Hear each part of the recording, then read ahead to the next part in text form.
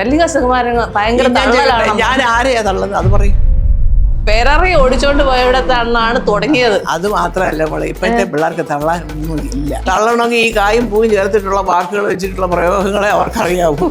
നമ്മളൊക്കെ മാന്യമായിട്ട് സംസാരിച്ച് ജീവിച്ചവരാ. അന്തകാലത്ത് പൃഥ്വിരാജ്, ഇന്ദ്രജിത്ത് കേട്ടാൽ ഞെട്ടുന്ന ഈ പേരുകള്. ഞാനും ചോദിച്ചു, ചൂട്ട എന്തോന്ന് പൃഥ്വിരാജ്, ഇന്ദ്രജിത്ത്? അതാ എനിക്ക് വേണ്ടത്. ഞാൻ പഠിച്ചിരുന്ന എടപ്പാൾ സ്കൂളിലാണ്. സാറേ ആ സുകുമാരൻ അവനെ തല്ലി. ഏത് സുകുമാരൻ എന്ന് ചോദിക്കും. മിക്കവാറും അവൻ ഇറങ്ങുന്നിടം വരെ നീ കണ്ടോ, വേറെ ഇന്ദ്രജിത്തും പൃഥ്വിരാജും വരുത്തില്ല എന്ന് പറയും. ഇപ്പോഴും വന്നിട്ടില്ല. പ്രേമചന്ദ്രിക, രാഗലതിക, മോഹമല്ലിക, ഇതാണ് ഞങ്ങൾ 3 സിസ്റ്റേഴ്സ്. ഞങ്ങൾ ഈ പ്രേമവും രാഗവും മോഹവും മാറ്റിക്കോട്ടെ എന്ന് ചോദിച്ചു. അപ്പോൾ അച്ഛൻ്റെ മറുപടി, നമ്മളൊക്കെ ഇട്ട പേരിനോട് കല്യാണം കഴിഞ്ഞപ്പോൾ പുച്ഛം. അതല്ല അച്ഛാ, പേരെന്താ?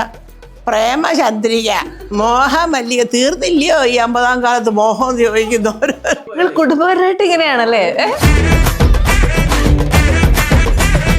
ഈ മക്കള് രണ്ടും പക്ഷെ ഇങ്ങനെ കടുകടെ ഇംഗ്ലീഷൊക്കെ പറയണേക്കുമ്പോ ചേട്ടാ ഇവന്മാർക്ക് ഇത് എവിടെ നിന്ന് കിട്ടിയടാ? അത്ര ഇംഗ്ലീഷ് ഒന്നും നമുക്കൊന്നും പറ്റത്തില്ല. ഈ പറഞ്ഞിട്ടുണ്ട്. അതിനായിട്ട് ശ്രമിക്കാറുണ്ടോ? കുറച്ചൊക്കെ ശ്രമിച്ചൊക്കെ നോക്കും. ഒപ്പം പിടിച്ച് നിൽക്കണ്ടേ? ഒരു ഫോണൊക്കെ വന്നാൽ അവന്റെ മുമ്പ് വെച്ച് പിന്നെ മലയാളത്തിൽ പറയാൻ പറ്റും. പണ്ട് പറഞ്ഞോണ്ടിരുന്ന സുപ്രിയ വരുന്നതിന് പിന്നെ ഞാൻ ഹിന്ദിയിലൊക്കെ സംസാരിക്കും. കൈസേ ഹോ ഭയ്യ? अच्छा ठीक है, ഓക്കെ ठीक है, എത്തെക്കാൾ ബുലാവോ എന്നൊക്കെ പറയുമ്പോൾ ഞാൻ അയ്യന്മാര് കേൾക്കുമല്ലോ. അപ്പോഴാണ് സുപ്രിയയുടെ വരവ്. കടവിൽ ഹിന്ദി പറക്കുന്ന ഒരു പരിമോള്. ഞാൻ വിചാരിച്ചടാ എല്ലാ പാരയാണല്ലോ. അപ്പം നമുക്ക് പൃഥ്വിരാജിൻ്റെ ആദ്യത്തെ ഒരു വെറും ബാനർ കെട്ടിയ ഫാൻസ് അസോസിയേഷൻ തുടങ്ങിയ പിള്ളേർ ഇവരെല്ലാവരും കൂടെ ചേർന്ന് 2-3 പേര് ഒരു ബാനർ കെട്ടി കൈരളി തിയേറ്ററിൽ. റിബൽ ചക്രവർത്തിയായിരുന്ന സുകുമാരൻ ചേട്ടൻ, നക്ഷത്രക്കണ്ണുള്ള രാജകുമാരൻ, ആ പടത്തിൻ്റെ പേര് വരാൻ വേണ്ടി പൃഥ്വിരാജിന് സ്വാഗതം എന്നൊക്കെ. അപ്പം ഞാൻ ആദ്യം ജീവനോട് പഠിച്ചവരാരാണ്ട് എഴുതി വെച്ചിരിക്കുകയായിരിക്കും. ഇപ്പോഴും ആ ഫ്രണ്ട്ഷിപ്പൊക്കെ പലതും തമ്മിൽ കാണുന്നില്ലെങ്കിലും. എന്റെ വീട്ടുമുറ്റമാ, ഇവിടെ കിടന്ന് ആദ്യം ബഹളവും വിളച്ചിലൊന്നും വേണ്ട.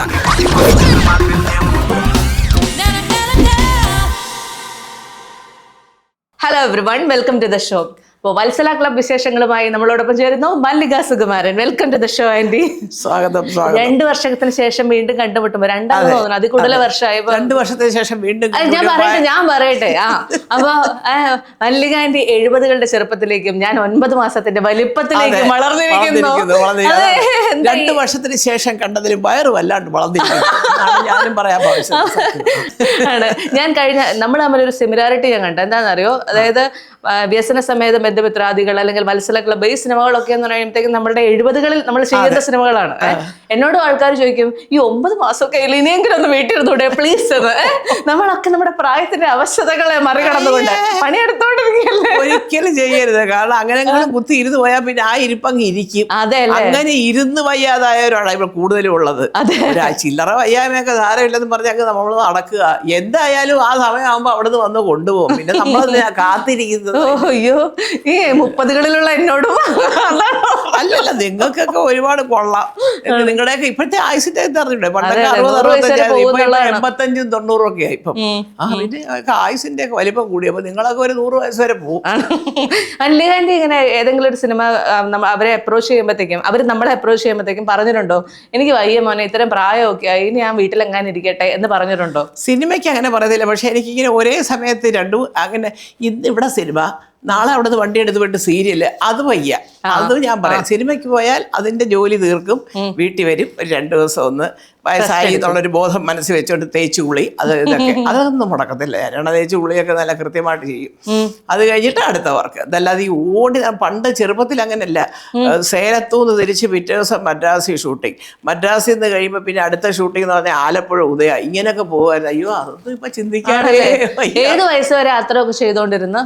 ഒരു എന്താ പറയാ, ഒരു 40 വയസ്സ് വരെയൊക്കെ, 39-40 വയസ്സ് വരെ കംപ്ലീറ്റ് യാത്രയായിരുന്നു. ആണല്ലേ? അതൊക്കെ ഭയങ്കരമായിട്ട് എൻജോയ് ചെയ്ത അന്ന് ഇങ്ങനെ അല്ലല്ലോ. സേലത്തൊരു ഔട്ട്ഡോർ എന്ന് പറഞ്ഞാൽ ഇപ്പൊ ഈ പറയുന്ന പോലെ ജയഭാരതി, ശ്രീലത, മീന ചേച്ചി, ഞങ്ങളെല്ലാവരും അന്നൊക്കെ ഒരുവിധപ്പെട്ട റോളുകളിൽ മിക്കവാറും ഞങ്ങളൊക്കെ തന്നെ ആയിരിക്കും. കോമഡിയും ചെയ്യും ഞങ്ങളൊക്കെ. അപ്പോൾ ഓരോരുത്തരും വിളിക്കും. ഞാന് ഒരു കാര്യം ചെയ്യാം, കുറച്ച് ഉണ്ണിയപ്പം ഉണ്ടാക്കിയുണ്ട്, നീ എന്തോന്ന് കൊണ്ടുവരും? അപ്പോൾ അവിടെ നീ അച്ചപ്പം കൊണ്ടുപോവാ, വേറെ കടുമാങ്ങ ഇട്ടുണ്ട് പാടി, നിനക്ക് വേറെ പണിയൊന്നും ഇല്ല, ഇച്ചിരി കടുമാങ്ങ അച്ഛ. അപ്പോൾ ഇതൊക്കെ ലിസ്റ്റ് അതാ ഈ പറയുന്നത്, ഈ സാധനങ്ങളുടെ പേരാ പറയുന്നത്. ഞങ്ങളൊക്കെ ഒരു പിക്നിക്ക് പോകുന്ന പോലെ ഒരു സുഖമാണ് അവിടെ പോകുമ്പോൾ. അത് നസീർ സാറ് വരെ അതെ കൊണ്ടുപോകുന്ന ഭക്ഷണമൊക്കെ അതിനകത്തു നിന്നൊക്കെ കഴിച്ച് കൊള്ളാമല്ലോ എന്നൊക്കെ പറഞ്ഞ് ഒരു പ്രോത്സാഹനമൊക്കെ തന്ന് അതൊക്കെ അന്ന് അങ്ങനെയായിരുന്നു. ഇപ്പൊ നമുക്ക് അതൊക്കെ പോയി. ഞാനില്ലേ ഇങ്ങനെ പല ആൾക്കാരും കാണുമ്പോഴത്തേക്ക് എന്നോട് ഒബ്വിയസ്ലി എല്ലാവരും പല ഒരുപാട് പേര് പറഞ്ഞിട്ടുണ്ട് മല്ലിക സുകുമാരനായിട്ടുള്ള ഇന്റർവ്യൂ നല്ലതായിരുന്നു, അത് ഭയങ്കര ഇഷ്ടമാണെന്ന്. പക്ഷെ രണ്ടാമത് ഒരു പറയുന്ന ഡയലോഗ് എന്താണെന്നറിയോ? പുള്ളിക്കാരി കുറച്ച് തള്ളാണല്ലേ. അല്ല, അത് ഈ അടുത്ത കാലത്ത് കുറെ പേര് ഇങ്ങനെ എന്താണ് എന്തോ ഒരു ട്രോളില് എന്താണ്ട് ഇങ്ങനെ അത് തള്ള ഇത് ഈ തള്ളെന്നുള്ള വാക്ക് വന്നിട്ട് തന്നെ എത്ര വർഷമായി പറഞ്ഞ്? എനിക്കറിയില്ല. അത് പറ, നിങ്ങളൊക്കെ വന്നതിന് ശേഷം ഈ അടുത്ത കാലത്ത് ഈ ന്യൂ ജനറേഷൻ ഒരു വാക്കാണ് ഈ തള്ള്. പിന്നെ വേറെ ചെത്ത് അല്ലെ, ചെത്തി നടക്കുന്നത്. അതൊക്കെ കുറച്ച് ഓൾഡായി. ആണോ? എനിക്കറിയത്തില്ല. ഈ ചെത്തും തള്ളും പുള്ളും ഒക്കെ കൂടെ ഇപ്പൊ ഈ അടുത്ത കാലത്ത് വന്ന വാക്കുകളാ. പക്ഷെ ആന്റി ഇത് കാണാറില്ലേ? മല്ലിക സുകുമാരൻ ഭയങ്കര ഞാൻ ആരെയാ തള്ളത്? അത് പറയും. എന്റെ അല്ല എന്നെ അല്ല, എന്നിലെ എന്റെ മക്കളുടെ കാര്യം പറയുന്നത് അടി പറയുന്നത്, അല്ലെങ്കിൽ ഞാൻ സുഹേട്ടന്റെ കാര്യം പറയുമ്പോ, അല്ലെങ്കിൽ സുഹേട്ടന്റെ മക്കളും സിനിമയ്ക്ക് വേണ്ടിയിട്ട് പ്രവർത്തിച്ച സമയത്ത്. അപ്പൊ ഞാൻ വല്ലവനെയും തള്ളാൻ പോകുന്നില്ലല്ലോ. എന്റെ കൊച്ചിനങ്ങളെ ഭർത്താവിനെയാ ഞാൻ എന്റെ സൗകര്യം പോലെ തള്ളും. ആണല്ലേ? സൗകര്യമുള്ളവൻ കണ്ടാ മതി, അങ്ങ് ഓഫ് ചെയ്ത് വിട്ടേരെ, കാണണ്ടേ. ഞാൻ പറയുന്നില്ലേ പൊന്നു മക്കളെ കാണണേ, ഞാൻ ആർക്കും എഴുതാക്കുന്നില്ല. അത് കറക്റ്റ് കേട്ടോ. ഇതൊക്കെ കണ്ടിട്ട് പറയുകയും ചെയ്യും നമ്മള് തള്ളാണെന്ന്. അപ്പൊ കണ്ടത് കൊണ്ടല്ലേ തള്ളിയത്? കാണരുത്. ഇവരാണോ ഇവര് തള്ളും, വിട്ടേരെ, കാണണ്ട, തീർന്നല്ലോ. Negative people please. ഇതിനകത്തൊന്നും യൂട്യൂബിലോടി കാശ് കിട്ടുന്നതൊന്നും എനിക്ക് ഒന്നും തരുന്നില്ല, ഒരു ദയാ പൈസ തരുന്നില്ല. അത് അവരവരുടെ വീട്ടിൽ കൊണ്ടുപോവാ. അത് ശരി. കാണണ്ടവര് കാണുക, കാണണ്ടാത്തവര് കാണണ്ട. ഈ നേരിട്ട് കാണുമ്പോഴത്തേക്ക് ഇത്ര ചെറുപ്പമായിരിക്കുന്ന ആൾക്കാരെ എല്ലാവരും എന്താ ഇങ്ങനെ നലയൊക്കെ നരപ്പിച്ചിട്ടുള്ള അമ്മൂമ്മയാക്കി ഇരുത്തുന്ന എല്ലാ സിനിമയിലും അല്ലേ? ആലോചിക്കുന്നില്ലേ? ഇത് ഡൈ ഇടാതിരുന്നാ നല്ല അതുപോലെ ഇരിക്കും. പക്ഷെ ഇതിപ്പോ എന്താന്ന് വെച്ചാൽ ചില കഥാപാത്രങ്ങൾക്ക് ചേച്ചി നല്ല ഫാഷൻ സുന്ദരി ചേച്ചി ഡൈ ഒക്കെ ഇട്ട് കേട്ടോ കറപ്പ ചേച്ചി വിഗ് വെക്കണ്ട, ചേച്ചിയുടെ സ്വന്തം മുടി മതി, ബോബ് ചെയ്ത മുടി മതി. ഓ ശരി. അപ്പൊ നമ്മൾ ഡൈ ഒക്കെ ഇട്ട് സ്വന്തം മുടിയിൽ അവിടെ ചെന്നിരിക്കും. പിറ്റേ ദിവസം ആയിരിക്കും വിളിച്ച് പറഞ്ഞ ഈ സാധനം ഇങ്ങനെ ആയിരിക്കണം എന്നുള്ളത്. അതിന്റെ പിറ്റേ ദിവസം വീണ്ടും മറ്റതിന്റെ ബാക്കി കാണും. അപ്പൊ നമ്മൾ എനിക്ക് ഒരു വിഗ് ഉണ്ടാക്കും. പിന്നെ മോനെ ഡെയിലി ഇത് ഇടലും തൂക്കലും പിടിക്കലൊന്നും നടക്കത്തില്ല. അപ്പൊ അങ്ങനെ സീരിയലോ സിനിമയോ ഒക്കെ അങ്ങനത്തെ ഒരു വർക്ക് വരുമ്പോൾ നമ്മൾ പെർമനന്റ് ആയിട്ട് ഇപ്പൊ ഞാൻ പറഞ്ഞു ഏതെങ്കിലും ഒന്ന് വേണ്ടാന്ന് വെച്ചിട്ട് സ്ഥിരമായിട്ട് അങ്ങ് നരപ്പിക്കണം. ഞാൻ നരച്ചാൽ നല്ല രസമാണ് കാണാൻ. സ്വയം അങ്ങ് പറയാണ് ഞാനങ്ങ് നരച്ചാൽ നല്ല സുന്ദരിയാണ്. എന്താ ഒരു ചെറുതായിട്ട് ഇവിടെ മാത്രം ഒരു ശകലം നര ഇട്ടാലും അതെ, ഒരു ഇന്ദിരാഗാന്ധി സ്റ്റൈലിൽ. അതെ, സംശയമുണ്ടോ? മല്ലികാന്റി ഞാനൊരു സത്യം ചെയ്യട്ടെ. ഇന്ന് വരെ മല്ലികാന്റി ഒരു 1000 ഇന്റർവ്യൂ എങ്കിലും കൊടുത്തിട്ടുണ്ടാവുമല്ലോ പല സ്ഥലങ്ങളിലായിട്ട്. ഇന്ന് ഏതെങ്കിലും ഒരു ഇന്റർവ്യൂലെങ്കിലും ഈ മക്കളെ കുറിച്ചും ഭർത്താവിനെ കുറിച്ചും ചോദിക്കാത്തൊരവസ്ഥ എന്നെങ്കിലും ജീവിതത്തിൽ ഉണ്ടായിട്ടുണ്ടോ? അവര് ചോദിച്ചില്ലെങ്കിലും ഞാൻ ഏതെങ്കിലും ഉത്തരം പറഞ്ഞു വരുമ്പോൾ അത് വന്ന് അവസാനിക്കുന്ന അവരിലായിരിക്കും. അപ്പൊ അതങ്ങനെ പറഞ്ഞു പോകുന്നതാ, അല്ലാതെ മനഃപൂർവ്വം തയ്യാറെടുത്തിരിക്കുമല്ല. ഒരു ചോദ്യം ചോദിക്കും, അത് ചോദിച്ചു വരുമ്പോഴത്തേക്ക് അത് അങ്ങനെ വന്ന് അങ്ങനെ കോളേജ് പഠിക്കുന്ന കാലത്ത് എല്ലാം കഴിഞ്ഞ് നമ്മൾ സിനിമയിൽ അഭിനയിക്കുമ്പോൾ സുഖമായിട്ട് അപ്പൊ അവിടെ സുഖമായിട്ടും വന്നു. അത് കഴിഞ്ഞ് പിന്നെ ഞങ്ങൾ അതിൽ നിന്നൊക്കെ പിന്നെ മക്കളൊക്കെ ഉണ്ടായപ്പോൾ ഇതും പറഞ്ഞ് മക്കളിലേക്ക് വന്നു. ഇങ്ങനെ വന്നു പോകുന്ന അവളെ. അല്ലാതെ ഇപ്പൊ നമുക്കൊരു ആർക്കും അറിയാൻ വയ്യാത്ത എനിക്ക് ചിലപ്പോൾ ചിരി വരും. മല്ലിക ചേച്ചി പണ്ട് ഇങ്ങനെ എന്നൊക്കെ ഓരോരുത്തർ പറയുമ്പോഴേ ഇത് ആദ്യം എന്റെ കഥ എഴുതിയത് സുഖമായിട്ടാ ഫിലിം മാഗസീൻ എന്ന് പറയുന്ന ഒരു മാഗസീനില്. അപ്പോൾ ഒരു 53, 54, 55 കൊല്ലം മുമ്പ് നടന്ന സംഭവങ്ങൾ അദ്ദേഹം തന്നെ പറഞ്ഞിട്ടുണ്ട്. അദ്ദേഹവും മക്കളും കൂടി ഇരിക്കുന്ന ഫോട്ടോയും ഇട്ട് പറഞ്ഞിട്ടുണ്ട്. എന്നാലും ഇപ്പോഴും എന്തോ ഭയങ്കര CID രഹസ്യം കണ്ടുപിടിക്കുന്നവരെ പറയുന്നവരുണ്ട്. കഷ്ടം. അതുകൊണ്ട് എന്തെങ്കിലും ഒരു മാനസിക സുഖം അവർക്ക് കാണുമായിരിക്കും, അത്രയേ ഉള്ളൂ. അത് ഞാനങ്ങനെ വരുവുള്ളൂ. അത് പറഞ്ഞു വരുമ്പോൾ എനിക്ക് എൻ്റെ സുഖമായിട്ടേ എൻ്റെ മക്കളെ മാറ്റി നിർത്തിയ ഒരു ലൈഫില്ല. അത് ശരിയാണ്, അറിയാതെ അങ്ങ് വരും. അതെ, പിന്നെ നമ്മളൊക്കെ കണ്ടിരിക്കുന്ന ഇതിനകത്ത് എന്തെങ്കിലും പൃഥ്വിരാജിനെ കുറിച്ച് പറയായിരിക്കും, എന്തെങ്കിലും മോളെ കുറിച്ച് പറയായിരിക്കും എന്നൊന്നും പ്രതീക്ഷ കൊണ്ടാണ് നമ്മളൊക്കെ. അത് എല്ലാവരും വീട്ടിലുണ്ട്, എല്ലാവരും വരും പോകും, എല്ലാവരും തിരക്കിലും. അതാണ് ഏറ്റവും പക്ഷേ ഒട്ടും കാണാൻ കിട്ടാത്ത പൃഥ്വിയാണ്. കാരണം ഈ പല ഭാഷകളും കൂടെ ആയപ്പോൾ തീരെ സമയമില്ല ഇപ്പൊ. ഇങ്ങനെ മോനൊക്കെ ഇങ്ങനെ ഇവിടുന്ന് ബോംബെയിലേക്ക് പറിച്ചു നട്ടപ്പെട്ടപ്പോഴത്തേക്കും ഒരു ബുദ്ധിമുട്ടൊക്കെ തോന്നി? അല്ല, അതല്ല, എനിക്ക് കൊച്ചുമോളെ കാണാൻ ഒക്കാത്ത ഒരു ബുദ്ധിമുട്ടുള്ളത്. അപ്പൊ അവനെ അല്ലെങ്കിലും കാണാറില്ല, ഇവിടെ ആണെങ്കിലും അവൻ ഈ യാത്ര ഇല്ലയോ. കൊച്ചുമോൾ അങ്ങനെ വെച്ചാൽ. പക്ഷെ വേറൊരു കാര്യമുണ്ട്. കാരണം ഒന്നാമത്തെ കാര്യം, സുപ്രിയ കുറെ കാലം വർക്ക് ചെയ്തൊരു സ്ഥലമാണ് ബോംബെ. പിന്നെ ആ സ്കൂളിൽ പഠിപ്പിക്കണം എന്നുള്ളത് ഒരാഗ്രഹം ഉണ്ടായിരുന്നു ഇവർക്ക്. കുറച്ച് അവിടെ എന്തൊക്കെയോ ചെറിയ ക്ലാസ്സിലൊന്നും പരീക്ഷയൊന്നുമില്ല, വേറൊരു രീതിയാണ് അവിടെ മൊത്തത്തിൽ. അപ്പൊ അതങ്ങനെ വന്നു. അപ്പോഴാണ് ഈ കവിയാരമായിട്ട് ചില ഹിന്ദി പടങ്ങള്. അപ്പൊ അവിടെ ഒരു ഫ്ലാറ്റ് വാങ്ങിച്ചാൽ കൊള്ളാന്നുണ്ട്. നിങ്ങളൊക്കെ ഈ പറയുന്ന ഫ്ലാറ്റിലോട്ട് മാറാൻ പോകുന്നേ ഉള്ളൂ. പക്ഷെ അല്ലാതെ അവിടെ ഒരു ഫ്ലാറ്റില് ഒരു താമസമായപ്പോൾ മോക്ക് അവിടെ ചെന്ന് ഇതിലേക്ക് അവർക്ക് അഡ്മിഷൻ കിട്ടി. കിട്ടിക്കഴിഞ്ഞപ്പോഴത്തേക്ക് അത് വലിയ സന്തോഷമായി. അപ്പോൾ അവൻ പറഞ്ഞു അമ്മ അവധിക്ക് ഇഞ്ഞ് വരും. അല്ലെ തന്നെ എനിക്ക് കൂടുതലും വർക്ക് കേരളത്തിലായിരിക്കും. പിന്നെ മോൾ അവിടെ പഠിക്കാനായിട്ട് സ്വാഭാവികമായിട്ട് അത് അങ്ങനത്തെ സ്കൂളാണ്. അപ്പം ഞാനും പിന്നീടാണ് ആ സ്കൂളിനെ പറ്റി കൂടുതൽ കേട്ടറിയുന്നത്. പലരുടെയും മക്കളും കൊച്ചുമക്കളും ഒക്കെ അവിടെ പഠിക്കുന്നതെന്നും ഇങ്ങനെയൊക്കെയാണ് അവിടുത്തെ ഒരു കരിക്കുലം അല്ലെങ്കിൽ ആ ഒരു രീതി ഇങ്ങനെയൊക്കെയാണെന്നൊക്കെ അറിയുന്നതൊക്കെ ഞാൻ വിചാരിച്ച് നന്നായിരിക്കട്ടെ. കാരണം അവളെ സംബന്ധിച്ച് എനിക്ക് ഭയങ്കര ഇഷ്ടമാണ് ആ സ്കൂള്. അത് ശരി, ഭയങ്കര ഇഷ്ടമാണ്. നല്ല ഫ്രണ്ട്സാണ്. ഭയങ്കര അവര് അവരുടെ ബസ്സുകൾ തന്നെ എയർ കണ്ടീഷൻ ബസ് വന്ന് വീട്ടിന്റെ നടയെന്ന് വന്ന് വിളിച്ചുകൊണ്ട് പോവുകയും കൊണ്ടുവിടുകയും, കാറൊന്നും ഇല്ലെങ്കിൽ നമ്മൾ അവര് വന്ന് അവരുടെ ആൾക്കാർ വന്ന് കുഞ്ഞിനെ കയറ്റി കൊണ്ടുപോവുകയും അങ്ങനെ എല്ലാം കൊണ്ടും കുറച്ചൊരു സിസ്റ്റം ആണ് അല്ലേ. ഈ വത്സല ക്ലബ് സിനിമയ്ക്കും പൃഥ്വിരാജുമായിട്ടും മല്ലിക സുകുമാരനുമായിട്ടും വല്ലാത്തൊരു അടുപ്പമുണ്ടെന്ന് പറഞ്ഞു കേട്ടു. അതെന്തായിരുന്നു? അതിന്റെ അടുപ്പം അതെല്ലാവരും അറിയേണ്ട ഒരു അടുപ്പം. അതിന്റെ സംവിധായകൻ അനീഷ് മോഹൻ എന്ന് പറയുന്ന ആള് പൃഥ്വിരാജിൻ്റെ ആദ്യത്തെ ഒരു വെറും ബാനർ കെട്ടിയ ഫാൻസ് അസോസിയേഷൻ തുടങ്ങിയ പിള്ളേർ. അവരുടെ കഥകൾ ഞാൻ ഒരുപാട് പറഞ്ഞിപ്പോഴും. പിന്നെ മുടവൻ മോൾ ബിജു പാവം, അവനിപ്പോൾ ഇല്ല, കഷ്ടം, ഒരു ലൈറ്റ് ബോയ് ആയിരുന്നു. പിന്നെ ഒരു പനവെള്ളയുള്ള ഒരു സന്തോഷ്, ഇവരെല്ലാവരും കൂടെ ചേർന്ന് 2-3 പേര് ഒരു ബാനർ കെട്ടി കൈരളി തിയേറ്ററിൽ. ശരിക്കും നന്ദനമാണ് അഭിനയിച്ചെങ്കിൽ ഇറങ്ങിയത് നക്ഷത്രക്കണ്ണുള്ള രാജകുമാരൻ. അവനുണ്ടൊരു റിബൽ ചക്രവർത്തിയായിരുന്ന സുകുമാരൻ ചേട്ടന്റെ കറക്റ്റ് അങ്ങനെയും കൂടെ ഉണ്ടായിരുന്നു. അത് തന്നെ സുകുമാരൻ ചേട്ടന്റെ മകൻ നക്ഷത്രക്കണ്ണുള്ള രാജകുമാരൻ. ആ പടത്തിന്റെ പേര് വരാൻ വേണ്ടി പൃഥ്വിരാജിന് സ്വാഗതം എന്നൊക്കെ. അപ്പൊ ഞാൻ ആദ്യം ഇവനോട് പഠിച്ചവരാരാണ്ട് എഴുതി വെച്ചിരിക്കുകയായിരിക്കും. അങ്ങനെ ഒരുപാട് നല്ല ഫ്രണ്ട്സ് ഉണ്ട് രാജു. ഇപ്പോഴും ആ ഫ്രണ്ട്ഷിപ്പൊക്കെ പലതും തമ്മിൽ കാണുന്നില്ലെങ്കിലും അത് ഈ സൈനിക് സ്കൂളിന്റെ ഏറ്റവും വലിയ പ്രത്യേകത അതാ. അവരുടെ ഈ എല്ലാ ജൂൺ 19 എന്ന് പറഞ്ഞാൽ അവരുടെ ഈ പഴയ ഓൾഡ് ബോയ്സ് ഡേ ആണ് അത് അവരുടെ. അപ്പൊ അങ്ങനെ അതിനെത്താൻ പറ്റിയില്ലെങ്കിലും ഇവരൊക്കെ തമ്മിൽ എപ്പോഴും മെസ്സേജും ഇമെയിലും ഒക്കെ ആയിട്ട് അത് ഇന്ദ്രൻ പക്ഷെ അതെല്ലാം കൂടെ കൊണ്ട് നടക്കും. രാജ്യത്തിലേക്ക് കിട്ടാൻ സമയമില്ലാത്തതുകൊണ്ടുള്ള ഒരു പ്രശ്നം മാത്രമേ ഉള്ളൂ. അങ്ങനെ വന്ന് 2 ദിവസം കഴിഞ്ഞപ്പോൾ ഈ മുടവൻമോൾ ബിജു ഞാൻ അഭിനയിക്കുന്ന സീരിയലിലെ ലൈറ്റ് ബോയിയാണ്. അപ്പോൾ പുള്ളിക്കാരൻ എന്നെ ഒന്ന് കണ്ടു. അപ്പോൾ ഞാൻ പറഞ്ഞു മോനെ അല്ലാതെ. അപ്പം അന്നൊക്കെ എന്ന് വെച്ചാൽ ഇങ്ങനെ രസികർ മണ്ഡലം എന്നൊക്കെ പറഞ്ഞ് കേട്ടു തുടങ്ങിയത് തമിഴ്നാട്ടിലാണ്.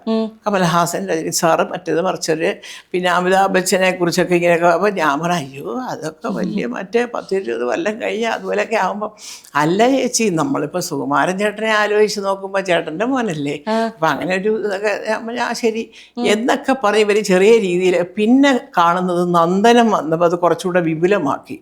ഈ ചെറിയ ചെറിയ ഫ്ലക്സ് ബോർഡൊക്കെ വെച്ചിട്ട് രാജുവിൻ്റെ പടം, രേവതിയും രാജുവും കൊണ്ടുള്ള പടം, അതിൻ്റെ ഫസ്റ്റ് ഷോട്ട് സുഖാട്ടൻ്റെ ഒരു പടത്തിൻ്റെ മുമ്പിൽ തന്നെ, അതിൻ്റെ മുമ്പിൽ ഇവൻ നിൽക്കുന്ന പടം, ഇങ്ങനെയൊക്കെ ഒരു 4-5 ഫ്ലക്സ് ബോർഡൊക്കെ അടിച്ചൊക്കെ വെച്ച്.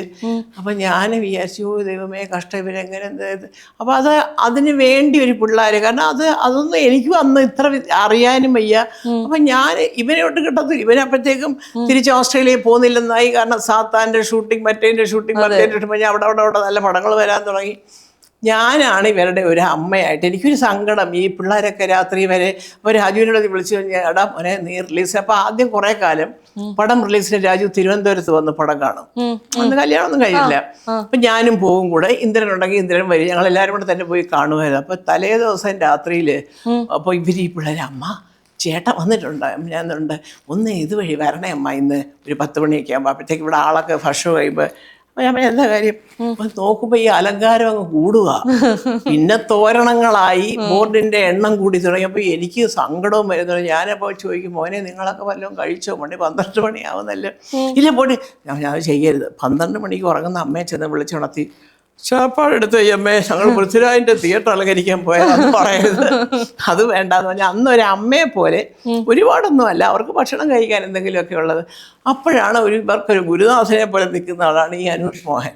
ഒരു കലാകാരനാണ്, അത്യാവശ്യം എല്ലാ കഴിവുകളും ഉള്ള ഒരു ചെറുപ്പക്കാരൻ. പിന്നീട് ഷോർട്ട് ഫിലിം അത് ഇതെന്നൊക്കെ പറഞ്ഞ് പക്ഷെ അനൂഷ് അന്നും ഒരു ഡെഡിക്കേറ്റഡ് ആയിട്ടുള്ളൊരു വ്യക്തിയാണ്. എന്ത് ജോലി ഏൽപ്പിച്ചാലും അതിലോട്ട് ഈ പറഞ്ഞതുപോലെ ഞാനത് പറയും. ഇപ്പം രാജു ഒരു പടത്തിൻ്റെ സംവിധാനം എന്ന് പറഞ്ഞാൽ പിന്നെ തീർന്നു, വീട്ടിൽ ആർക്കും ഇടാൻ പോലും ഒക്കത്തില്ല 6 മാസത്തേക്ക്. അതുപോലെ എന്ന് പറഞ്ഞ പോലെ അനൂഷ. അപ്പം ഞാനിങ്ങനെ അനൂഷ ഒന്ന് പടം എടുക്കുന്ന ആവശ്യം ഞാൻ എപ്പോഴും ഞാൻ വിചാരിച്ചു എൻ്റെ ദൈവമേ എപ്പോൾ കണ്ട ഒരു വ്യക്തിയാണ്. അപ്പോൾ അത് സ്വാഭാവികമായിട്ടും നമുക്ക് ഇനി എന്ത് ഞാനത്ര വലിയ താരമൊന്നും അല്ല, എന്നാലും അവിടെ പറഞ്ഞു. ഞാനിപ്പോൾ രാജുവിൻ്റെ അടുത്തും പറഞ്ഞു, ഇപ്പം നിനക്ക് 2028 വരെ സമയമില്ല. ശരി, അമ്മയ്ക്ക് അറിയാം ഏതൊക്കെ പടങ്ങളാണ്, 7-8 പടങ്ങൾ ഇങ്ങനെ പോകുന്നു, 27 അവസാനം വരെയും പോകുന്നുണ്ട്. അപ്പം ഞാൻ പറഞ്ഞു അതെല്ലാം കഴിയുമ്പോൾ ഇതുപോലെയൊക്കെയുള്ള പിള്ളേർക്ക് എന്തെങ്കിലുമൊക്കെ ഒന്ന് ചെയ്തു കൊടുക്കണം വർഷത്തിൽ. അപ്പോൾ അവൻ പറയുന്നുണ്ട് എനിക്ക് ആഗ്രഹമില്ല വെച്ചാൽ ഇപ്പോഴിങ്ങനെ കയറി സ്റ്റക്കായിപ്പോയത് ഇപ്പോഴാണ്.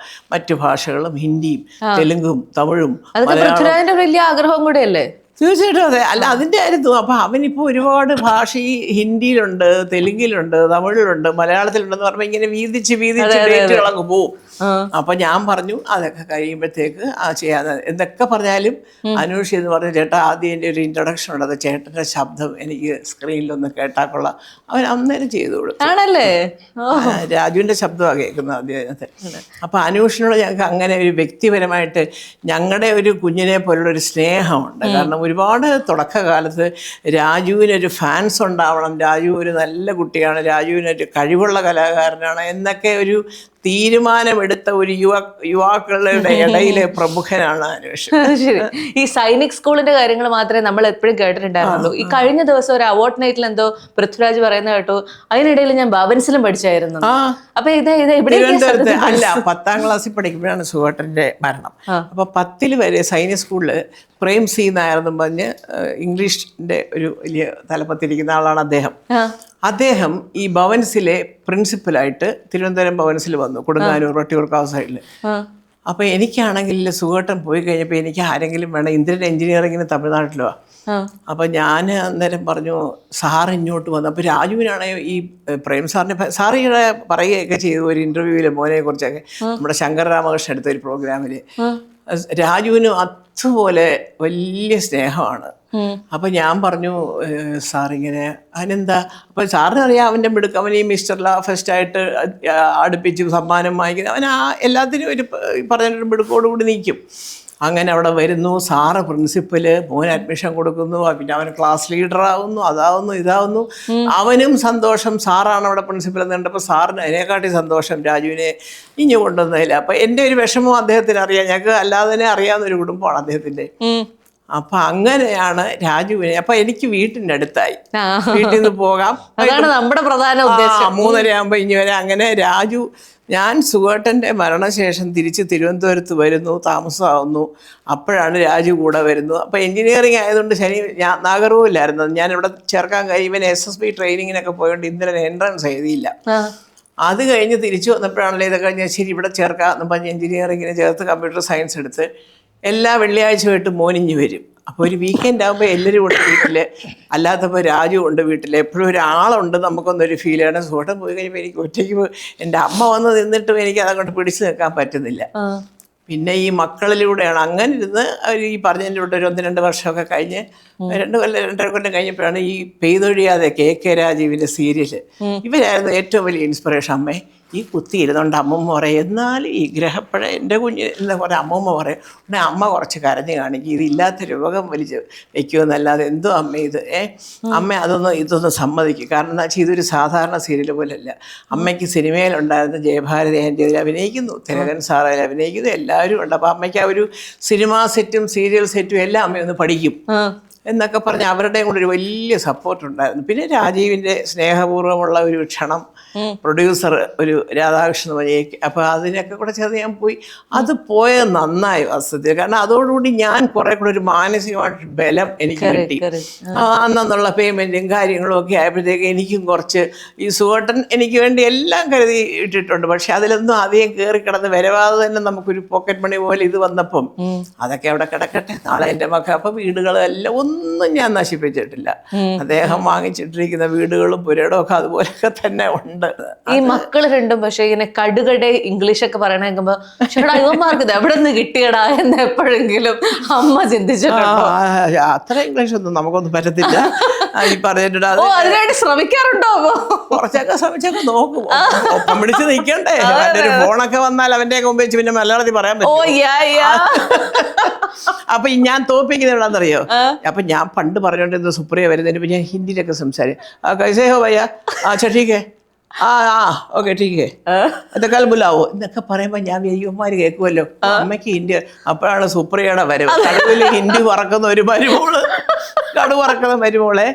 ഞാൻ വിചാരിച്ചടാ എല്ലാം പാരയാണല്ലോ. അപ്പൊ നമുക്ക് അതുവരെ ഞാൻ മാത്രമേ ഉള്ളൂ ഹിന്ദിയിലൊക്കെ വല്ല ആരെങ്കിലും വിളിച്ചാല് അത്യാവശ്യം ശരിയാണോ തെറ്റാണോ നോക്കത്തില്ല, അങ്ങ് വെച്ചാൽ ഇവർക്കാർക്കൊന്നും അറിയില്ലല്ലോ, അവിടെ എനിക്ക് എന്തോ അങ്ങനെ കുറെ കാര്യങ്ങൾ ഇങ്ങനെയൊക്കെ. ഈ പറഞ്ഞ പോലെ മറ്റേ രാജുവും ഇന്ദ്രനും ഒരുപാട് ബുക്ക് വായിക്കും. പക്ഷെ രാജു കുറെ കൂടെ ഒരു അഡ്വാൻസ്ഡ് ആയത് എന്താന്ന് വെച്ചാൽ അവൻ പഠിച്ചത് 3 വർഷം ഓസ്ട്രേലിയയിൽ. അവിടെ അവന്റെ കൂട്ടുകാരെല്ലാം ഓസ്ട്രേലിയക്കാരും ചൈനക്കാരും. പക്ഷെ എവിടെ പോയാലും ഇപ്പോഴും മറ്റേ മലയാളം തന്നെ ഇംഗ്ലീഷ് ആക്കുന്നവരൊക്കെയാണ് ഇപ്പോൾ ഉള്ളത്. രാജു ഭയങ്കര വൊറേഷ്യസ് റീഡറാണ്. അവൻ വായിക്കാത്ത പുസ്തകങ്ങളുണ്ടെന്ന് എനിക്ക് തോന്നുന്നില്ല. അത് അവന്റെ അച്ഛനും അങ്ങനെ ഭയങ്കര ലൈബ്രറി ഉണ്ട്. ഈ പറഞ്ഞതുപോലെ ഒരു ഉണ്ടായിരുന്നു. അപ്പൊ അതിനകത്തെ ബ്രിട്ടാനിക്ക എൻസൈക്ലോപീഡിയ, ക്രോംപ്ടൺസ് എൻസൈക്ലോപീഡിയ, ഇങ്ങനെയൊക്കെയുള്ള സാധനങ്ങൾ ഞാൻ എടുത്തെങ്കിലും ബാക്കിയുള്ള പുസ്തകം നമുക്ക് നിങ്ങളൊക്കെ അറിയുന്ന ഒരു പ്രമുഖനായ ഒരു അദ്ദേഹത്തിന്റെ ഒരു ലൈബ്രറിക്ക് ഞാൻ കൊടുത്തു. പേരിപ്പോ ഇവിടെ ഞാൻ പറയുന്നിട്ടാണോ ആ പുള്ളി ചിലപ്പോൾ ചേച്ചിക്ക് ഇട്ട് പണിയുന്നതെന്ന് ചോദിക്കും നിങ്ങൾ. ഞാൻ പേര് പറയാത്തതാ. അങ്ങനെ ഒരു ദുരുദ്ദേശപരമായിട്ടൊന്നും അല്ല, പുള്ളിയുടെ ഒരു സ്റ്റൈൽ അതാന്നേ ഉള്ളൂ. വേറെ ആരുമല്ല, ശാന്തിവിള. അത് ശരി. അപ്പൊ അവിടെ ഒരു വായനശാല അതൊക്കെ പറഞ്ഞാലും ശാന്തിവിള അതൊക്കെ ഉണ്ടാക്കി കേട്ടോ. ഈ മക്കള് ഇംഗ്ലീഷിനെ മാനേജ് ചെയ്യാനായിട്ട് നമ്മൾ ഹിന്ദി സംസാരിച്ചുകൊണ്ടിരുന്നപ്പോ സുപ്രിയ വന്നതിന് ശേഷം സുപ്രിയയുടെ മുന്നിൽ വെച്ച് ഹിന്ദി സംസാരിക്കേണ്ട ഒരു അവസ്ഥ വന്നിട്ടുണ്ട്. അയ്യോ, സുപ്രിയ പേടിച്ച് സംസാരിക്കാതിരിക്കുന്നൊന്നുമില്ല, അതൊന്നുമില്ല. എന്റെ ഹിന്ദി സുപ്രിയക്ക് നന്നായിട്ട് മനസ്സിലാവും. അങ്ങനെ പുള്ളിക്കാരി ചിരിച്ചു പോയ എന്തെല്ലാം അവസ്ഥകൾ. അല്ല, സുപ്രിയ തന്നെ പറയാത് അമ്മയ്ക്ക് അത് പ്രശ്നമൊന്നുമല്ല, ഇത്രയൊക്കെ മതിയാ, സുപ്രിയ സപ്പോർട്ട് ചെയ്തേ ഉള്ളൂ. ആണല്ലേ. ഈ വത്സല ക്ലബ് ഷൂട്ടിംഗ് സെറ്റ് ഒരു മല്ലിക ക്ലബ് ആക്കിയായിരുന്നോ? ഷോ, മല്ലിക ക്ലബ് ആക്കണമെന്നൊക്കെ വിചാരിച്ചു. പക്ഷെ ഇപ്പോഴത്തെ പിള്ളേരുടെ മുമ്പിൽ വല്ലോ നടക്കുമോ? ഒന്നും നടക്കണില്ല. അയ്യോ, ഞാനതല്ലേ പറഞ്ഞത്, കൊച്ചു മിടുക്കര് പിള്ളേര്, മഞ്ഞുമ്പൽ ബോയ്സ് എന്നും മറ്റേ എന്തുവാ പ്രേമലൂന്നും വത്സല ക്ലബ്ബ്, വ്യസനസം, ഇതിലൊക്കെ വരുന്ന കുട്ടികളൊക്കെ നമ്മൾ പറയുന്നത്, നമ്മൾ കണ്ടിരിക്കുന്നത്, ഞാൻ ഇവരെയൊക്കെ കാണുന്നത് എന്തെങ്കിലും വല്ല കോമഡി പ്രോഗ്രാമിലൊക്കെയോ റീലിലോ ടിക്ടോക്കിലൊക്കെ ഇങ്ങനെ കണ്ടിട്ടുണ്ട്. നോക്കുമ്പോ നല്ല ഒന്നാം തരം ആർട്ടിസ്റ്റുകളാണ് ഈ കുട്ടികളൊക്കെ. ചുമ്മാ അതൊന്നും അല്ല പടം കൂടുന്നത്. പക്ഷെ നമ്മളുടെ ഒരു കാഴ്ചപ്പാടിൽ ഒരു ജെൻസി അമ്മൂമ്മയാണ് മല്ലികാന്റി. കാരണം എന്താ ഞാൻ പറയാം, നിങ്ങളോട് കളിക്കാനും തമാശ പറയാനും ചീത്ത വിളിക്കാനും തുള്ളാനും ഒക്കെ കൂടെ ഒരു അമ്മൂമ്മ വേണ്ടേ? തൽക്കാലം ഞാനേ ഉള്ളു. പാവം ലളിത ചേച്ചി സുകുമാരി ചേച്ചിയൊക്കെ പോയി. അല്ലായിരുന്നെങ്കിൽ അവരൊക്കെ എന്നെ കാട്ടി വിടുക്കലാണ് ഇമാതിരി. പിന്നെ ഇപ്പം നമ്മളിങ്ങനെ ഉള്ളത് കൊണ്ടും പിന്നെ എനിക്ക് ഇഷ്ടമാണ് ഇങ്ങനത്തെ കുട്ടികളുടെ കൂടെ അഭിനയിക്കുന്നത്. എനിക്ക് ഇഷ്ടമാണ്. കാരണം നമുക്കൊരു നമ്മളെപ്പോഴും ചിരിച്ചോണ്ടിരിക്കും സെറ്റിൽ. അപ്പൊ അത് തന്നെ ഒരു ആരോഗ്യമാണ്. എനിക്ക് തോന്നുന്നത് മറ്റേ മൂന്ന് പേരക്കുട്ടികളും ഇങ്ങനെയുള്ള ഈ ജെൻസി അമ്മൂമ്മയായിട്ട് നിലനിർത്താനായിട്ട്. അയ്യോ കൊള്ളാം. പ്രാർത്ഥനയും അച്ഛനും കൂടെ വന്നാൽ എന്നെ കൊണ്ട് അവിടെ ഡാൻസ് വരെ കളിപ്പിക്കാൻ നോക്കും. എന്നിട്ട് ഇവിടെ ഒരു പരിപാടി പണ്ട് ഒപ്പിച്ചു.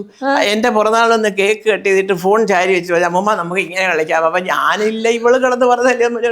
പിറ്റേ ദിവസം അവള് കയറി ഇൻസ്റ്റാഗ്രാമിൽ ഇട്ടത് കോളേജ് ഗ്രൂപ്പിൽ നിന്ന്, നമ്മളൊക്കെ വന്ന് നമ്മുടെ ഒരു ഗെറ്റ് ടുഗദറിന് ചുമ്മാ ഒരു പാട്ട് പാടി ചാടാൻ പറഞ്ഞാൽ തനിക്ക് വയ്യല്ലേ, താനാ വീട്ടിൽ കിടന്ന് ചാടി. അപ്പൊ ഞാൻ അപ്പോഴാ അറിയുന്നത്, ഞാൻ എവിടെ നോക്കുമ്പോ പ്രാർത്ഥനയുടെ ഇൻസ്റ്റാഗ്രാമിൽ കിടക്കുന്നത്.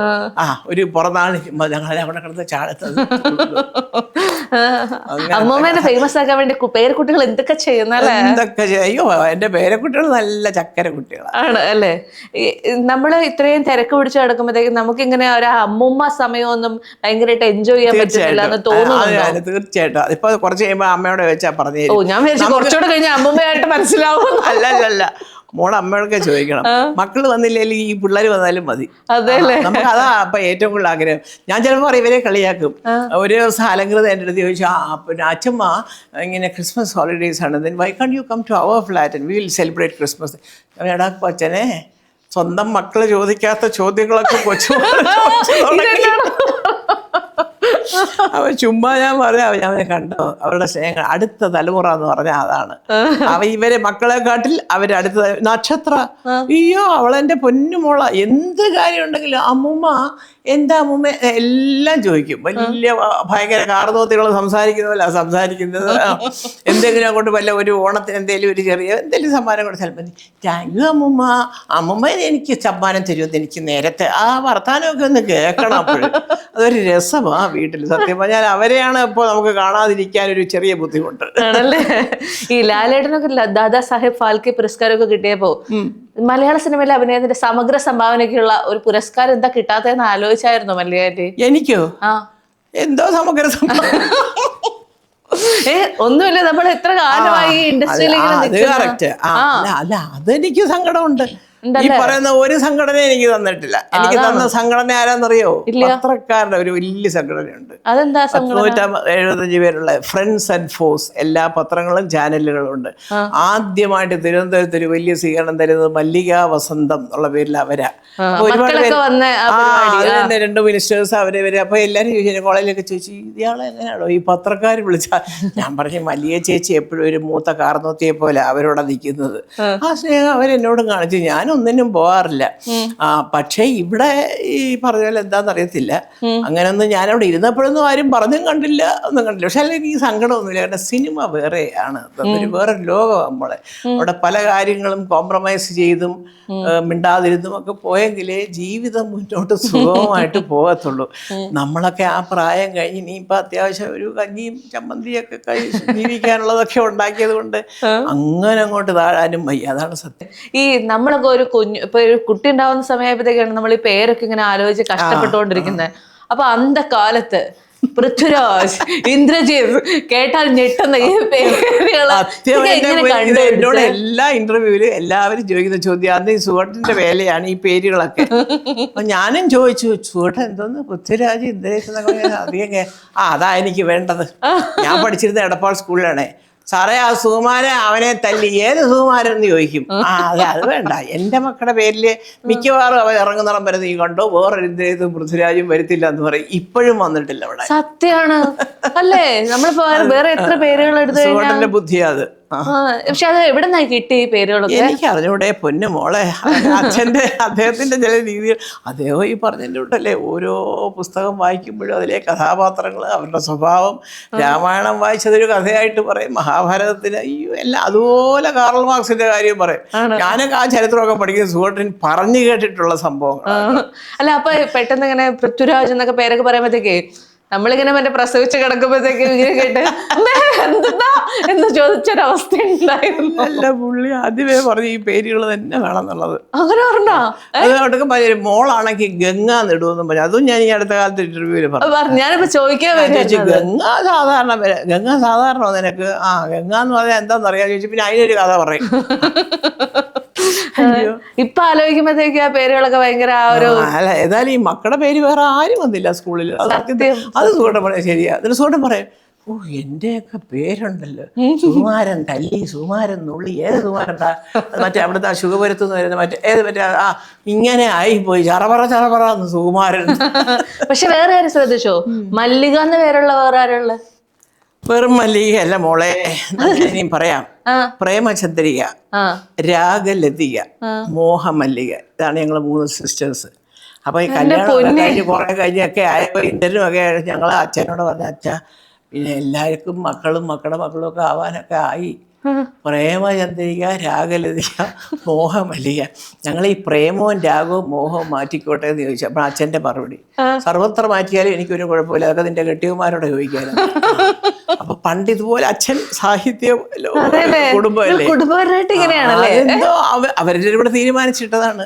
പ്രേമചന്ദ്രികയും ഞാൻ അവസാനം ഞങ്ങൾ 3 പേരും കൂടെ പറഞ്ഞു, ഇനിയിപ്പൊ പ്രേമവും രാഗവും മോഹവും വേണ്ട, ചന്ദ്രിക, ലതിക, മല്ലിക. അപ്പൊ കല്യാണം കഴിയുമ്പോ ചന്ദ്രിക മേനോനായി, ലതിക കർത്തായായി. ചേട്ടൻ അവിടെ ഫിസിക്സിന്റെ വലിയ HOD ഒക്കെ ആയിരുന്നു. ആ ചേട്ടന്റെ പുസ്തകമൊക്കെ പഠിച്ചിട്ടുമൊക്കെ ഉണ്ട് രണ്ടാമത്തെ ആളിന്. മല്ലിക സുകുമാരനുമായി. അപ്പൊ അച്ഛൻ കൂടെ പറയും, നമ്മളൊക്കെ ഇട്ട പേരിനോട് കല്യാണം കഴിഞ്ഞപ്പോ പുച്ഛം. അതല്ല അച്ഛാ, പേരെന്താ? പ്രേമചന്ദ്രിക, മോഹമല്ലിക. തീർന്നില്ലയോ ഈ 50-ാം കാലത്ത് മോഹം എന്ന് ചോദിക്കുന്നവർ? ഞാനേ ഉള്ള തമാശ പറഞ്ഞ എൻ്റെ അച്ഛനോടും അമ്മയോടും ഒക്കെ. മറ്റേ 2 ചേച്ചിമാരെ നല്ല കുഞ്ഞുങ്ങളാ. അതെ, അവരാരും അധികം സാധാ അവരുടെ പേരുകൾ അധികം വെളിയിൽ വരാത്തത്. പഠിപ്പീര് ടീച്ചർ ഞാൻ പറയും, എൻ്റെ മൂത്ത ചേച്ചിയുടെ കാര്യമുള്ള ചേച്ചിയുടെ കാര്യം പറയും, ഇപ്പോഴും പഠിപ്പിച്ചോണ്ട് നടക്കാൻ. അല്ല, നമ്മളോട് പേരെന്താന്ന് ചോദിക്കും, ഞാൻ ഇങ്ങനെ 2 തവണ ഇന്ന് ഇവനോട് മോഹമല്ലിക എന്ന് പറയണോ മല്ലിക എന്ന് പറയണോ? ഞാനേ കഴിഞ്ഞ ദിവസം ഇങ്ങനെ ധ്യാൻ ഒരു ഇന്റർവ്യൂവിൽ പറഞ്ഞു, അതായത് ധ്യാൻ ഇങ്ങനെ അച്ഛനെ അമ്മേനെ ഒക്കെ എല്ലാ ഇന്റർവ്യൂവിലും പോയിരുന്ന അവരുടെ കഥകളെല്ലാം പറഞ്ഞു വീട്ടുകാർ അവസാനം കാല് പിടിച്ചു, ദയവ് ചെയ്ത് ഞങ്ങളെങ്ങനെ അപമാനിക്കരുതെന്ന്. അപ്പൊ ഞാൻ പെട്ടെന്ന് ആലോചിച്ചു, മല്ലികാലിക്കും ചിലപ്പോ ഈ അവസ്ഥ ഉണ്ടായിട്ടുണ്ടാകും. മക്കളൊക്കെ വിളിച്ചു, എന്റെ പൊന്നമ്മേ ഈ കഥകളൊന്നും ഇനിയും വിളമ്പല്ലേ എന്ന് പറയും. നമ്മളിങ്ങനെ സത്യസന്ധമായിട്ട് നമ്മുടെ അനുഭവങ്ങൾ പറയുന്നതിനാണ് ഇവിടെ തള്ളു ഇരുന്ന് തള്ളി എന്ന് പറയുന്നത്. ചേട്ടാ എന്തോ ചെയ്യുമെന്ന് പറഞ്ഞു. നമ്മൾ കോളേജ് പഠിക്കുമ്പോൾ നമ്മുടെ തന്നെ നല്ല രസകരമായ ഓർമ്മകൾ നമുക്ക് പറഞ്ഞുകൂടെ? അതെങ്ങനെയാ തള്ളാവുന്നത്? ആർക്കറിയാം? ഇവർക്കൊന്നും അങ്ങനെ ഒന്നും ഇല്ല. അതെന്താണെന്നറിയോ, മറ്റേ ഫെറാറി ഓടിച്ചോണ്ട് പോയവിടത്താണ് തുടങ്ങിയത്. അത് മാത്രമല്ല മോളെ, ഇപ്പോഴത്തെ പിള്ളേർക്ക് തള്ളാനൊന്നും ഇല്ല. അതാണ് സത്യം. തള്ളണമെങ്കിൽ ഈ കായും പൂവും ചേർത്തിട്ടുള്ള വാക്കുകൾ വെച്ചിട്ടുള്ള പ്രയോഗങ്ങളെ അവർക്കറിയാവൂ. നമ്മളൊക്കെ മാന്യമായിട്ട് സംസാരിച്ച് ജീവിച്ചവരാ. അതാണ് എന്റെ സത്യം. എനിക്കത് പറയേണ്ട കാരണം എന്തോ പറഞ്ഞുകൊണ്ട് പോയിക്കോട്ടെ, നഷ്ടമില്ലാത്ത കാര്യം. ഈ എമ്പുരാനും ലൂസിഫറും ഒക്കെ കണ്ടു കഴിഞ്ഞപ്പോഴത്തേക്ക് ഒരു അമ്മ എന്നുള്ള നിലയിൽ എന്തായിരുന്നു മാനസിക? തീർച്ചയായിട്ടും അഭിമാനം തോന്നി. അത് യാതൊരു സംശയമില്ല. എൻ്റെ മോൻ്റെ നല്ല വർക്കുകളാണ് അതൊക്കെ. അസലായിട്ട് അവൻ ആ സിനിമ ലൂസിഫർ എടുത്തു. അടുത്തത് വന്നപ്പോൾ എങ്ങനെയാന്ന് വെച്ചാൽ അടുത്ത സ്ക്രിപ്റ്റ് അവൻ്റെ കയ്യിൽ കൊടുത്തു. അവൻ അതുപോലെ ആ സ്ക്രിപ്റ്റ് എത്രത്തോളം ഭംഗിയായിട്ട് ചെയ്യാമോ അത്രത്തോളം നന്നായിട്ട് അതിനകത്തെ പ്രധാന ഹീറോ ആയ മോഹൻലാലിനെ അടക്കം ആ ക്യാരക്ടർ അങ്ങനെ കൊണ്ടുവന്ന് ആ പടമെടുത്തു. ഇപ്പോഴും പലരും പറയുന്നുണ്ടല്ലോ, ഓരോ പടത്തിൻ്റെ കണക്കുകളൊക്കെ ചുമ്മാ പറയാ, ഇപ്പോഴും എമ്പുരാൻ്റെ റെക്കോർഡൊന്നും ബ്രേക്ക് ആയിട്ടില്ല എന്ന് പറയുന്ന വലിയ പ്രഗത്ഭരും പ്രശസ്തരുമുണ്ട്. മറ്റേതൊക്കെ ഉണ്ടാക്കിയ കണക്കാ എന്നൊക്കെ. എന്തോ ആവട്ടെ, ഓടിയെന്ന് സമ്മതിക്കുന്നുണ്ട് എല്ലാവരും. 300 കോടി കിട്ടിയത് സമ്മതിക്കുന്നുണ്ടല്ലോ. അപ്പം അതിൻ്റെ പിന്നിൽ ഒരു കൊച്ചൻ്റെ ആത്മാർത്ഥമായ കഷ്ടപ്പാട്. എൻ്റെ കാനഡയിലിരുന്ന് സിനിമ കണ്ട എൻ്റെ അടുത്ത് ആൾക്കാർ ചേച്ചി എന്തോ ആവട്ടെ, ഒരു ചെറുപ്പക്കാരൻ ഒരു നല്ല വർക്ക് ചെയ്തു, മലയാള സിനിമയിൽ ഇങ്ങനെയൊക്കെ പടങ്ങൾ വരുന്നുണ്ടല്ലോ, അയ്യോ ഭയങ്കരമായിട്ട് എടുത്തിരിക്കുന്ന കേട്ടോ പടം എന്ന് പറയുമ്പോൾ അത് നമ്മുടെ ഒരു ചെറുക്കനാണ് എന്ത് പറഞ്ഞ് ഒരു നല്ല വാക്ക് പറയാൻ അവിടെ ആടില്ലേ? ഞാൻ പറഞ്ഞു അത് തൽക്കാലം ഞങ്ങളുടെ മക്കളെക്കുറിച്ച് അങ്ങനെ അവിടെ ആരും പറയുന്നത് നിങ്ങൾ വിചാരിക്കേണ്ട. അതൊക്കെ വേറെ തരത്തിലുള്ള ലിങ്കുകളും സുഹൃത്ത് ബന്ധങ്ങളും പ്രയോജനങ്ങളും ഒക്കെ വരുമ്പോഴേ ആ സ്റ്റേജിലേക്ക് എത്തുള്ളൂ. ഇപ്പം അവൻ്റെ ജോലി ചെയ്യുന്നു, അഭിനയിക്കുന്നു, അല്ലെ സംവിധാനം ചെയ്യുന്നു, പോകുന്നു. മറ്റൊരു കോടി ക്ലബിലേക്ക്, വത്സല ക്ലബ്ബ് നടന്നു കയറുമോ? കോടി ക്ലബിലേക്ക് നടന്നു കയറണം എന്നൊക്കെ ഉള്ളത് എൻ്റെ ആത്മാർത്ഥമായ ആഗ്രഹം. പക്ഷെ ആ കോടി കിട്ടുമ്പോൾ എനിക്ക് വല്ലതും തരുമോ? അയ്യോ, എന്താണെന്ന് അറിയില്ല. പൃഥ്വിരാജ് പറഞ്ഞത് കറക്റ്റ് ആയിട്ടോ. ഇതുപോലെ ദരിദ്രം പറയുന്ന ഒരു അമ്മയെ കണ്ടട്ടെ. ഇത് കേട്ടാത്തൊന്നും നടന്ന ഇന്റർവ്യൂവിനൊക്കെ എനിക്ക് കാശ്. എൻ്റെ വീട്ടിൽ വന്ന് മക്കളെ വന്ന് കിടക്ക് നട്ട്സ് കഴിക്കുന്നൊക്കെ പറഞ്ഞ് പാവത്തിന്റെ കൊതി കണ്ടപ്പോ കുറച്ച് നട്ട്സ് വരെ ഞാൻ കൊടുത്തു. അതൊന്നും പറഞ്ഞില്ല, അതൊന്നും ഇന്റർവ്യൂവിൽ പറഞ്ഞില്ല.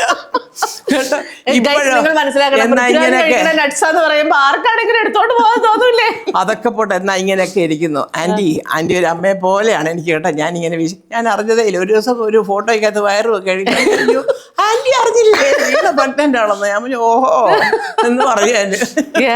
എന്റെ കല്യാണം കഴിഞ്ഞതുപോലും അറിഞ്ഞില്ല. അതാണ് വേറെ കഥ. അതാണ് പറഞ്ഞു. എന്തായാലും അപ്പൊ വത്സല ക്ലബ് എന്ന് പറയുന്ന ഒരു ക്രിഞ്ച് കല്യാണം അതല്ല, അത് ഓടണം മോളെ. കാരണം എന്താ പറയാ, അത് അങ്ങനത്തെ പടങ്ങൾ ഓടുമ്പോൾ ഒരുപാട് കലാകാരന്മാർ ഇവിടെ വളർന്നു വരും. ഇൻഡസ്ട്രിയിൽ ഈ ഒരുപാട് പൈസ പോകുന്നു എന്നുള്ള സങ്കടങ്ങൾ പല നിർമ്മാതാക്കൾക്കും മാറി കിട്ടും. അവരെല്ലാം ഇങ്ങനത്തെ പടങ്ങൾ എടുക്കാൻ മുൻപോട്ട് വരും. അങ്ങനെ മലയാള സിനിമ വ്യവസായം വളരും.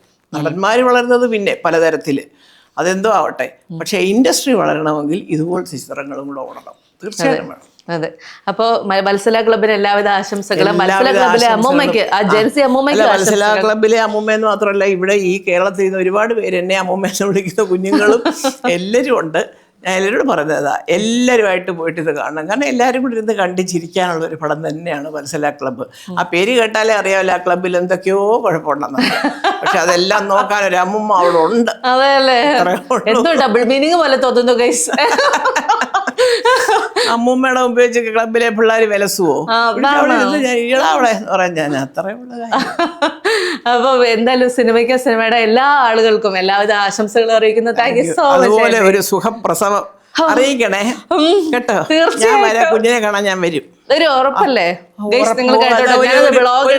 സ്റ്റാമ്പ് കിട്ടുമോ? ഉറപ്പ് അല്ല പിന്നെ ഉറപ്പല്ലേ കുഞ്ഞിനെ കാണാൻ. ഞാനതിനകത്ത് ബ്ലോഗ് എടുത്ത് നിങ്ങളെ അറിയിക്കുന്നതായിരിക്കും കേട്ടോ. ശരി, താങ്ക് യു സോ മച്ച്.